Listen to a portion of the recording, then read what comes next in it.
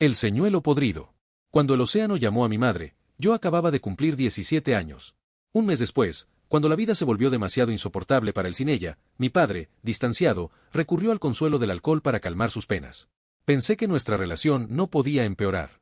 Era pescador en la costa de un pequeño pueblo de Nueva Inglaterra, cuyo nombre no diré.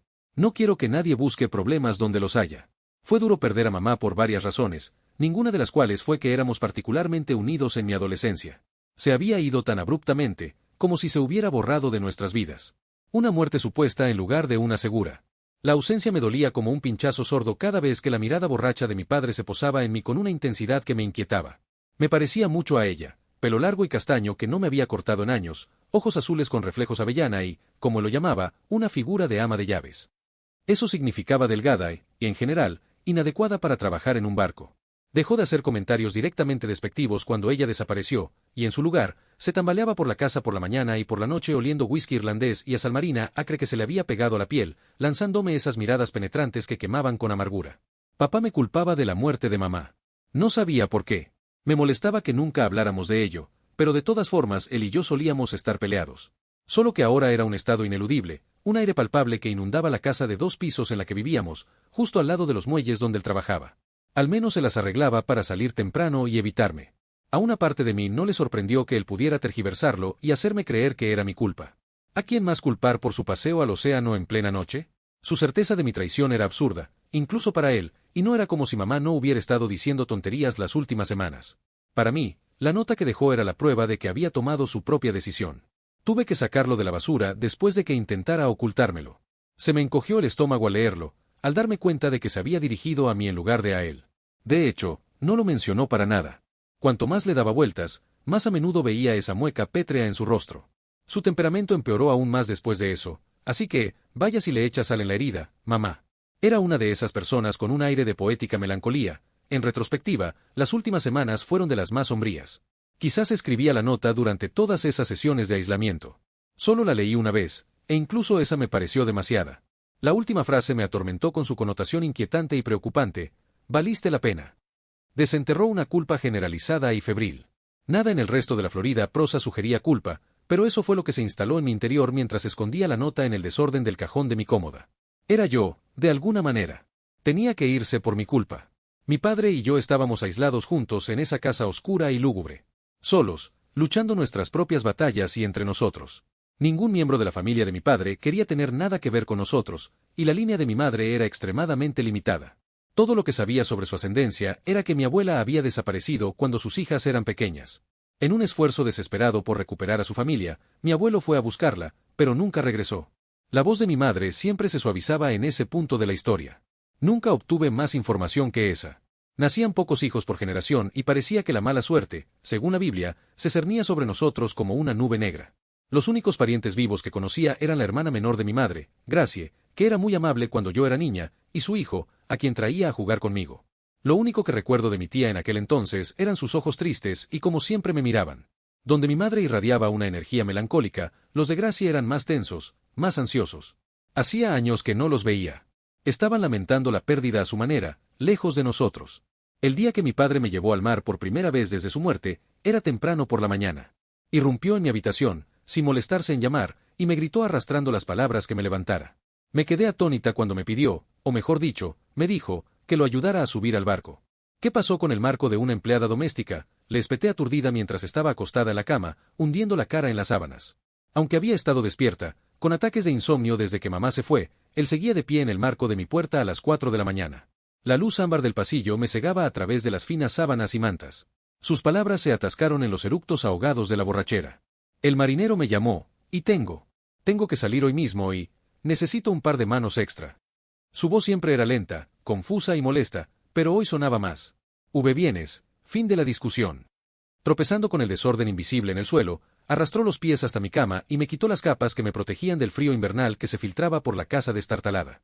Me encogí en posición fetal mientras la corriente de aire me golpeaba las piernas y los brazos desnudos. Era como si intentara batir el récord de la pelea más temprana que habíamos tenido y me arrastrara hacia ella sin estar del todo consciente. Dios mío, papá, ni siquiera he dicho que me vaya, dame un segundo, refunfuñé con valentía, hundiendo la cara en la almohada. Me incorporé de golpe al sentir un dolor punzante, crudo y agudo, que me recorrió la parte superior del muslo mientras mi padre me clavaba su anillo de graduación. Salí disparado al otro extremo de la cama, pateándole el brazo a la defensiva. Se me cortó la respiración y los músculos se tensaron intentando reprimir una mueca de dolor, pero él había logrado hurgar en el último moretón que le quedaba. El dolor se acentuó al frotar el lugar con la palma de la mano. Lo miré con el ceño fruncido y él me miró con los ojos entrecerrados. No pregunté, y, es todo lo que voy a decir. Vienes conmigo y, Ip, tienes que vestirte, murmuró, aflojando el puño y agarrando el pomo de la puerta. Salimos en 5 minutos. Le di un breve saludo, cruzándome de brazos en señal de firmeza. Resopló antes de cerrar la puerta. De nuevo a solas, pasé un momento mostrándole agresivamente el dedo medio antes de levantarme. Aunque era un poco infantil, después pude respirar con más tranquilidad. Empecé a vestirme mientras la luz plateada de la mañana se filtraba por las persianas, sabiendo que no debía discutir con él una vez que sacara el anillo. Nuestro camino hasta el muelle fue corto y él caminó 5 pasos por delante de mí todo el tiempo. Hacía un frío cortante, sentía como si se me estuviera formando un carámbano en la nariz. Llevaba el abrigo de repuesto de mi padre, porque no me dejaba usar el de mamá, con las mangas demasiado largas y la capucha demasiado grande para que me quedara puesto con viento en contra. La somnolencia matutina aún no se me había pasado. Cuando llegamos al barco, mi padre me dio unas vagas instrucciones sobre cómo soltar amarras y se quejó de que lo haría él mismo cuando no pudiera desatar la gruesa cuerda del muelle. Probablemente le puse los ojos en blanco 1.000.000 de veces antes de que saliéramos a mar abierto. Mientras él dirigía el barco y me decía que no lo molestara, me dispuse a familiarizarme con la cubierta. Bueno, más bien a refamiliarizarme. Había pasado una década desde que oía esos crujidos bajo mis pies. La nostalgia me golpeó como un camión. Los tablones de madera crujientes que sujetaban el destartalado barco, el olor salado del océano, el fuerte ronroneo del motor. Me tomé un momento, me quedé lo más quieto posible y simplemente cerré los ojos, fingiendo que nada había cambiado mientras dejaba que los vientos me pasaran camino hacia el océano infinito. Lo único que faltaba era mamá. Intentaría hacerme cantar canciones marineras y hacerme cosquillas en las costillas para que me levantara de los bordes del barco. La serenidad de ese momento fue fugaz. No podía pensar en mamá sin reconocer cómo papá lo arruinaría todo. Cuanto más mayor me hacía, papá se volvía más frío, cruel y distante. Mamá siempre estaba ahí para defenderme a puerta cerrada. Todavía recuerdo su delicada voz reducida a esos tonos protectores y susurrantes. Tenía 8 años cuando me colé en el pasillo oscuro, en pijama y descalza, y escuché la primera de las muchas discusiones de mis padres sobre mí. Mi papá hervía como una tetera mientras ella susurraba la misma frase una y otra vez: no es su culpa. No me cabía duda de que empezó con el culpándome de nuestras dificultades económicas. Después de eso, logró asociar mi problemática presencia con todo lo malo de nuestras vidas. Otra consecuencia de mierda de perder a mamá, se acabó el evitar cada acusación descarada. Habíamos zarpado del muelle aproximadamente 1 hora antes de que mi trasero se congelara pegado a la caja donde estaba sentado. El barco finalmente se detuvo. Por lo que pude ver, estábamos en medio de la nada, con la niebla nublando nuestra vista de tierra firme. Las constantes y gélidas ráfagas se abrían paso entre mis suaves defensas. Temblaba intensamente, con mi globo flotando a mi alrededor. Un pensamiento cruzó mi mente, probablemente era lo más lejos que había estado en mi vida. Mientras divagaba entre mis ensoñaciones, mi padre gritó más fuerte de lo necesario para que me levantara y lo ayudara. Me encogí con irritación disimulada y me puse de pie, pero me tomé mi tiempo admirando lo espeluznante que se veía la niebla mientras se deslizaba hacia nosotros sobre la superficie del agua. Entonces, algo que sobresalía de la madera astillada me tiró al suelo bruscamente, lo suficiente como para que mi zapato se enganchara. Por suerte, no me lastimé mucho, solo me frustré por mi olvido. Ese clavo oxidado y deformado había estado ahí desde que era niño, y al parecer, tenía el destino inevitable de tropezar con él. Creo que papá, no tan secretamente, disfrutaba viéndome caer de bruces, por eso nunca se molestó en sacarlo. Andrómeda. Su voz era como el gruñido de un oso. Me bajé de la terraza. Andie, papá. Soy Andie, le respondí con voz quejosa. Me decía que solo usaba mi nombre completo cuando necesitaba llamar mi atención, lo cual siempre era porque tenía una molesta tendencia a distraerme. No me extraña que me hiciera sangrar los oídos, mi nombre menos favorito del mundo. Me hizo observar las nazas para langostas mientras las bajaban al agua, asegurándome de que nada saliera mal. Burbujeaban en la superficie y se hundían hasta desaparecer de la vista. Al cabo de un momento, oí que la cuerda se tensaba. Me giré para saludar a papá con el pulgar, pero me daba la espalda, encorvado. Me encogí de hombros y volví a la oscuridad de abajo. Si de verdad me hubiera importado, quizá habría notado entonces que le temblaban los hombros. Aunque nunca lo sabré con certeza, podrían haber sido lágrimas o rabia apenas contenida. O ambas cosas. Para él, las emociones fuertes fluían con la misma facilidad que la espuma del mar. Me aburrí rápidamente del paisaje, pues contemplar el horizonte me dejaba casi sin nada que ver. Era como si la penumbra nos hubiera envuelto en una manta, una comparación frustrante al recordar la cama cálida y agradable de la que me habían sacado para pasar un precioso rato durmiendo en un páramo árido, frío y húmedo. Eso me recordó que había olvidado preguntar por qué, así que le pregunté mientras salía de la cabaña, ¿y por qué llamó a Arlo? ¿Tenía otra cita con el médico esta mañana? Apenas recuperado, negó con la cabeza. Dijo que se mudaba. Resopló ruidosamente y escupió por un lado. Arqueé las cejas. Renunció. Recibí una respuesta silenciosa. Con razón estaba de tan mal humor. Arlo, un exmilitar de sonrisa amable y una rodilla maltrecha, era un buen tipo, trabajaba por prácticamente nada y lo trataban fatal todos los días. No se me ocurría nadie más que el que mereciera salir de la ciudad, que te daba el señuelo de la estabilidad para distraerte de que tenía ganchos. Al oír eso, esbocé una pequeña sonrisa burlona, que desapareció al darme cuenta de que podría estar atrapado en este nuevo arreglo mientras él buscaba a otro marinero. El crujido del casco resonaba con los pasos de papá mientras se acercaba a revisar mi trabajo como un maestro tiránico. Al inclinarse sobre la borda junto a mí, me atreví a inhalar por la nariz. Por suerte, el habitual olor a alcohol quedaba enmascarado por el hedor salobre a pescado y mar. Aspiró aire entre los dientes mientras miraba. Nunca más podrás subir a este barco, niña. Una de las trampas se enganchó en el lateral del casco y lo rayó ahí, ¿ves? Señaló una diminuta hendidura en la pintura azul claro, que ya se estaba desmoronando. Reprimí un suspiro de satisfacción. Menos mal que me daban un pase libre en el trabajo por ser tan malo en eso. No es que yo haya pedido estar aquí, papá. Literalmente me obligaste a ir contigo. Sus pequeños ojos color avellana se entrecerraron al encontrarse con los míos. El tono de su voz estaba impregnado de veneno. ¿Ves? Ese es tu problema, Andrómeda. Te quejas demasiado y actúas como si el mundo girara a tu alrededor. No esperaba que se pusiera tan duro, sobre todo porque esos comentarios míos solían entrar por un oído y salir por el otro. Permanecí en silencio, perplejo. Se levantó y se detuvo un momento, moviendo las manos erráticamente a los costados, balanceándolas, apretándolas y aflojándolas. La baraja emitía largos chirridos con el agitado arrastrar de sus pies. Tras su espectáculo de tartamudeo mental, por fin, logró pronunciar unas palabras que me desmoralizaron. Nunca serás ni la mitad de la mujer que fue tu madre. Me pasé un minuto entero mirándolo, buscando donde encontraba la hiel, y entonces me puse roja como la pólvora. A esas alturas, ni siquiera me importaba lo que quisiera decir. Estaba muerta de frío, cansada, atrapada en un estúpido barco pesquero en medio del océano con la persona que más me despreciaba en el mundo. Lo único que quería era hacerle daño. No puedo creer que se haya casado con alguien tan horrible como tú, dije furiosa. No puedo creer que tuviera un hijo tan horrible como tú, replicó. Hizo que fuera tan fácil querer estrangularlo. Unas lágrimas raras y saladas me atoraron los ojos. Bueno, eso no lo heredé de mamá. Hubo una pausa en la discusión. Podríamos haberlo dejado así, aunque no creo que hubiera cambiado lo que vino después. Pero por una vez, el moretón que me había hecho no era del anillo. Decidí añadir un último golpe de cuchillo. Seguro que la ahuyentaste, imbécil. Esas palabras gélidas hicieron estallar a mi padre como petardos de final de fiesta.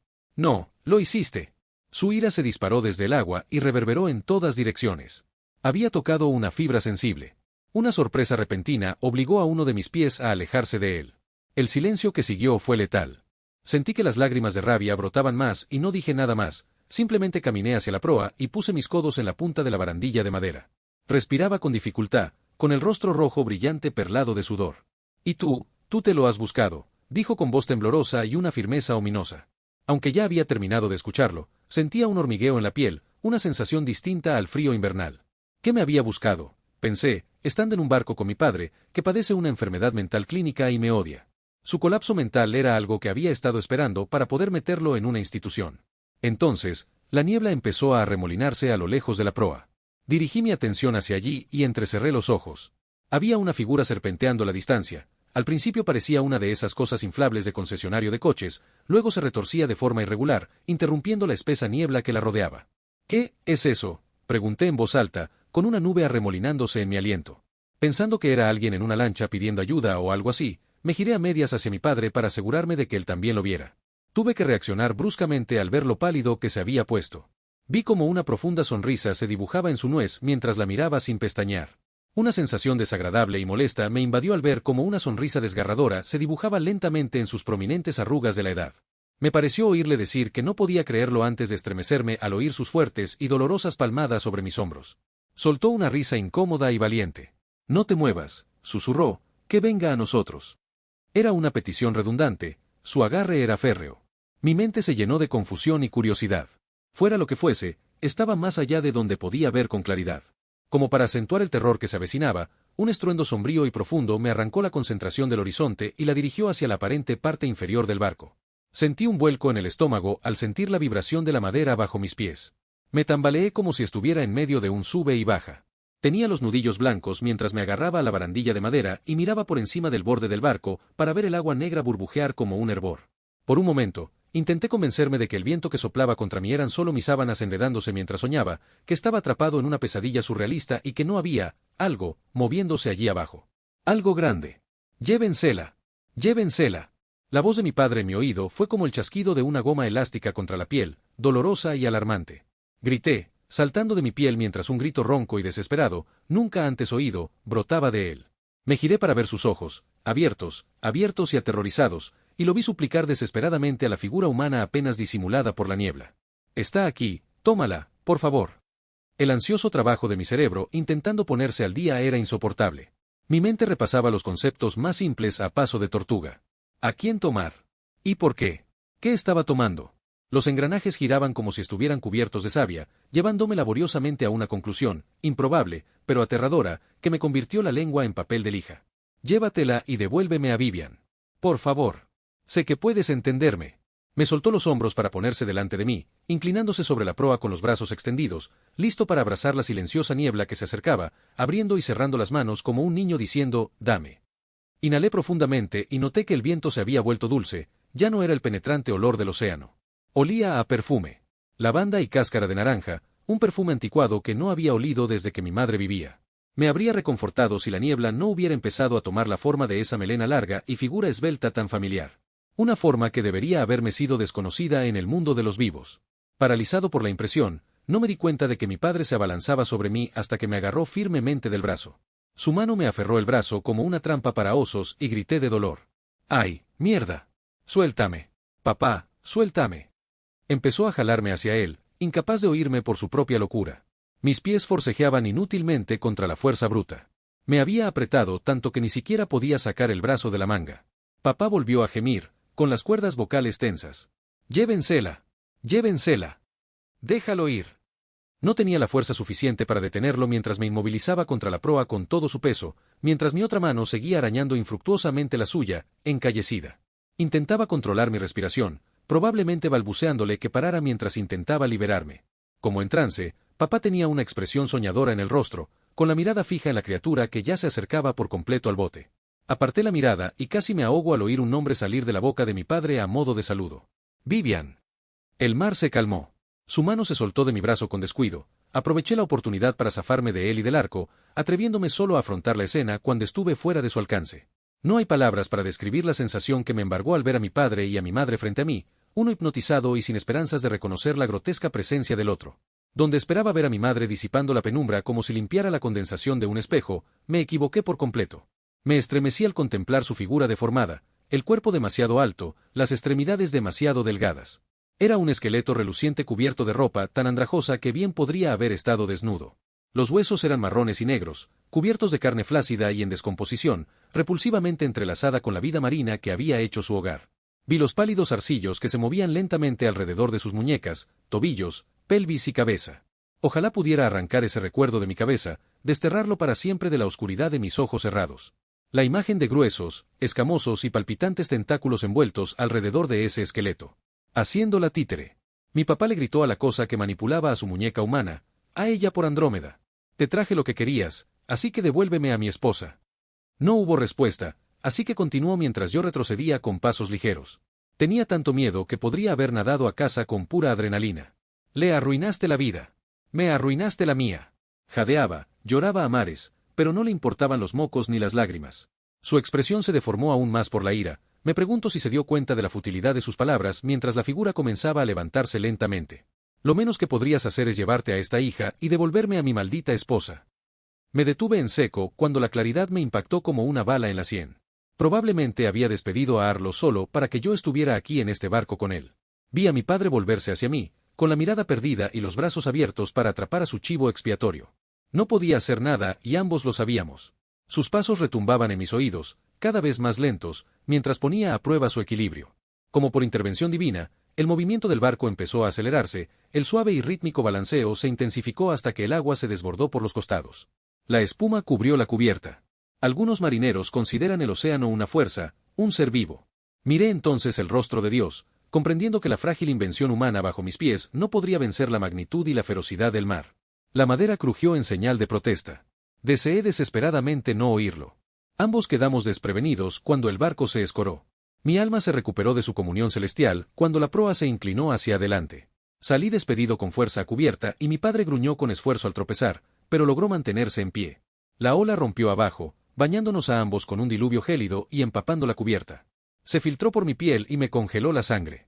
Al sentir el bote balancearse hacia atrás, supe que tenía una ventaja. Donde yo tenía 4 extremidades para estabilizarme, papá solo tenía 2. Su parte en nuestra mala suerte bíblica. Desviado por las olas en guerra y el agua helada, se tambaleó por la cubierta con las piernas temblorosas como un potro recién nacido hasta que su espalda tocó el borde de la proa.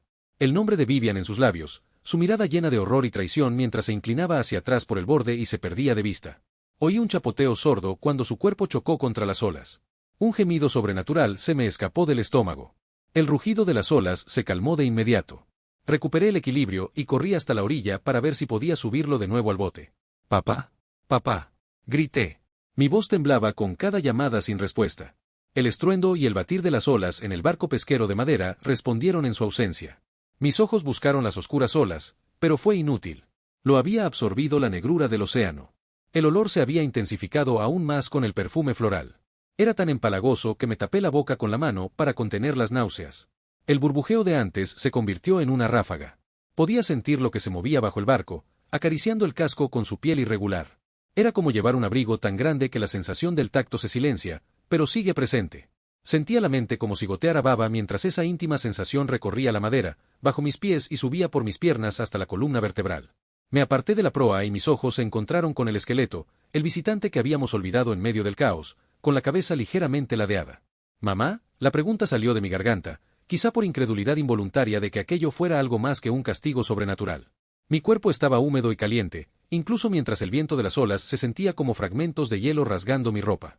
Ella flotaba a 30 centímetros del agua, sus huesos deslizándose entre sí con asquerosos rasguños. La mandíbula se abrió con un crujido húmedo con el movimiento del tentáculo. Entonces, usó su voz. Su voz. «Andie, cariño», arrulló, un sonido que no provenía de su garganta. «¿Qué pasa?».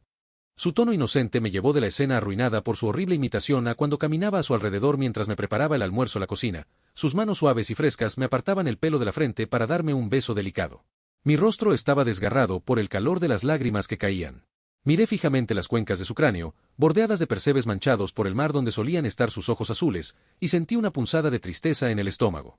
Me temblaban las rodillas mientras contemplaba una réplica inquietante de mi madre muerta. «Andie», repetía una y otra vez. Mis pies se arrastraban hacia adelante como poseídos. Sin querer, los centímetros se convertían en pies. Sabía, incluso mientras me arrastraba hacia ella, que seguiría el mismo destino de mi padre si no me detenía. Pero no podía, literalmente, me tenía atrapada.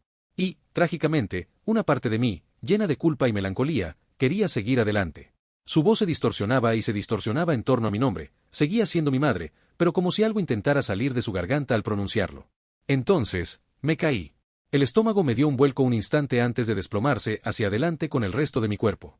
Algo se había enganchado en el bajo de mis vaqueros, demasiado largos, en el dobladillo derecho. Caí al suelo, lastimándome gravemente las rodillas, los codos y la mandíbula. Mi cuerpo aterrizó con un golpe sordo. Si no hubiera tenido tanto miedo, me habría dado cuenta de lo que había pasado. Ese estúpido clavo en el suelo con el que casi me mato antes, el que mi padre nunca se molestó en arrancar de la madera empapada bajo nuestros pies, me había hecho tropezar otra vez. No creo que mi cuerpo estuviera funcionando bien, pero decidí no levantarme. Los últimos 5 minutos me dejaron inconsciente de puro agotamiento emocional. En cambio, miré por el ojo que no estaba aplastado contra el suelo y me quedé mirando la pintura azul que se desprendía del costado de babor. Se hizo el silencio, ni siquiera el esqueleto creyó necesario seguir hablando. Entonces, algo lo suficientemente grande como para proyectar una tenue sombra sobre todo el barco emergió del agua. Por un momento, pensé que mis ojos me estaban jugando una mala pasada. Había una iridiscencia sombría en su enorme figura, como si la luz lo reflejara de cierta manera, se volviera transparente. Me quedé horrorizado e inmóvil como una estatua mientras surgía de las olas durante una eternidad. Al intentar comprender el tamaño del monstruo que emergía del agua para alzarse sobre el barco como un rascacielos, reconocí la desaparición de la realidad conocida. El monstruo se estremeció con un aleteo ensordecedor. Debía de ser de donde provenía el estruendo, solo que ahora sin amortiguamiento sobre el agua. Lo miré de reojo, el único ángulo que tenía, y me encontré con esta criatura reptil de aspecto antiguo, casi como una serpiente marina. Me quedé sin aliento cuando agachó la cabeza para inclinarse aún más sobre mí. Sus ojos rasgados eran de un inquietante color crema pálido. Un cuerpo mío cabía entre ellos con espacio de sobra. Era más grande que cualquier ser vivo que pudiera imaginar, más parecido a mirar a los ojos opresivos de un dios antiguo que a una criatura real. Y el olor, una miasma de podredumbre, aguas residuales del océano y sangre vieja, me llenó la nariz y me hizo lagrimear.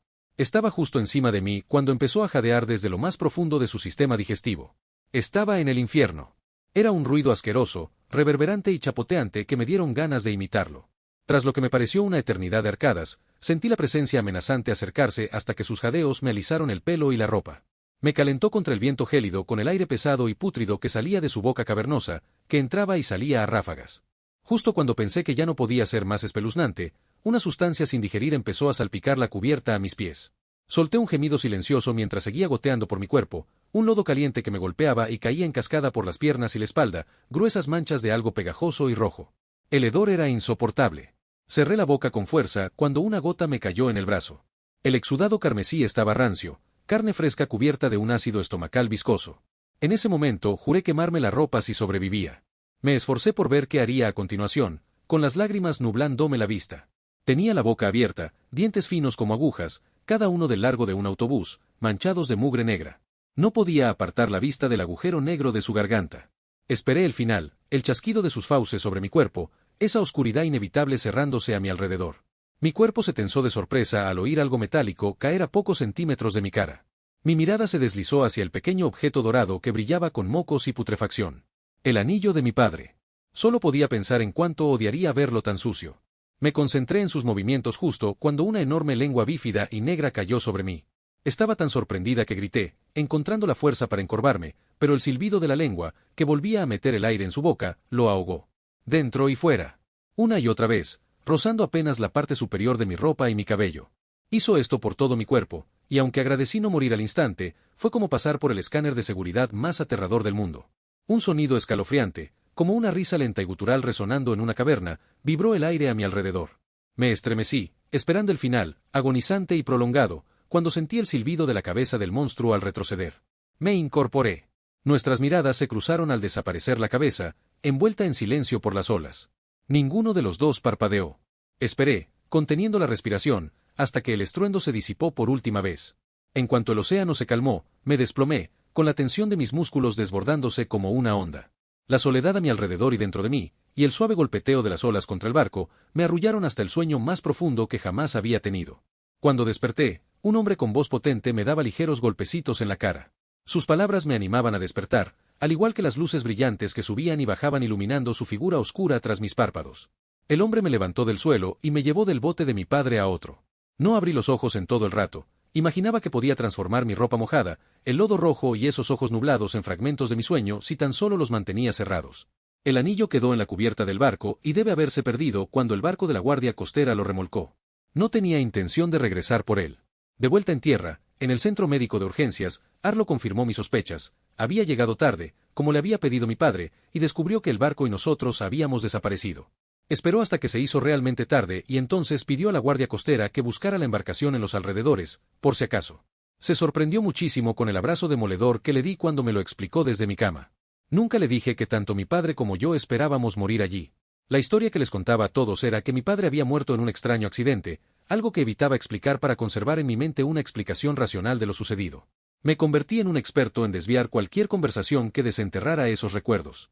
Cualquier cosa con tal de no pensar en esos ojos blancos lechosos y huesos ennegrecidos merodeando por el fondo del océano. El día que me mudé de la casa de mi infancia, respiré con tristeza el aire enmohecido de mi habitación y abrí la ventana para que entrara el frío. Es una tontería pensarlo, pero lo dejé así para el fantasma de mamá, por si necesitaba una forma de entrar. Un hogar al que regresar. La tía Gracie se convirtió en mi tutora legal, algo redundante, ya que cumplí 18 años menos de un año después. Ella vivía mucho más al interior, más cerca del Medio Oeste y lejos del océano. Diferente no significaba malo, era un clima diferente a todo lo que había experimentado. Salía todas las mañanas temiendo oler el agua salada y siendo reconfortada por el viento seco como una mano que me acariciaba la cara. Gracie y yo nos unimos por la pérdida que sufrimos, lo que me llevó a elegir ir a la universidad cerca de ella. Todavía la visito a ella y a mi prima cuando tengo tiempo. Muchos años después, tengo muy poco que hacer entre amamantar a un recién nacido y esperar su próximo ataque de llanto, así que plasmar todo esto en una historia coherente es un interesante ejercicio retrospectivo. ¿Qué más puedo decir? Se me han curado los moretones. El olor a licor ya no me enoja. Puedo volver a mirar las decoraciones de Halloween sin ver la calavera de mi madre. La culpa que he sentido por la muerte de mi madre no ha desaparecido del todo, pero, con la ayuda de Gracie, he recibido cierta comprensión. Es soportable, pero es un dolor sordo. No estoy segura de qué aspecto de nuestra familia nos llevó a este maldito camino, pero tengo la sensación de que no querría descubrirlo. Cuando tuve a mi hijo, Gracie me contó cuál, según ella, fue la razón por la que el asesino de mis padres me perdonó. La hipótesis que circulaba como cierta entre la familia que sabía era que el monstruo dejaba en paz a las mujeres de nuestra familia si teníamos hijos varones.